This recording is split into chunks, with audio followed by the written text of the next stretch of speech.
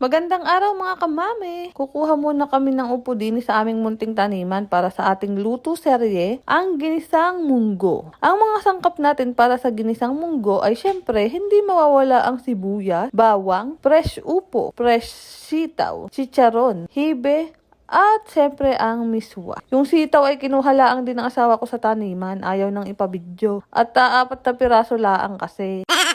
Ang mahalaga kako ay may makuha at pa-winter dito kaya baka last na bunga na ito. At ari nga tayo ng mag-isa ng sibuyas at bawang, kasarap din talaga sa pakiramdam ng nilulutuan tayo ng asawa natin, ano? Oh my God! Wow! At ilagay na nga natin itong hibe, ang pinakuluan na naming balatong. Pinakukuluan na namin ayan nang mabilis na laang iluto. At lagyan natin ng pork cubes, dagdag pampalasa. At syempre, lalagyan natin ng tubig para may sabaw at yan ihihintay na natin kumulo. Ayan na nga ang sinasabi ko sa inyong sitaw na ilang piraso. Pandagdag sangkap din yan Nilagyan na nga ng patis na pampalasa at saka ilagay ang gulay kapag kumulo na.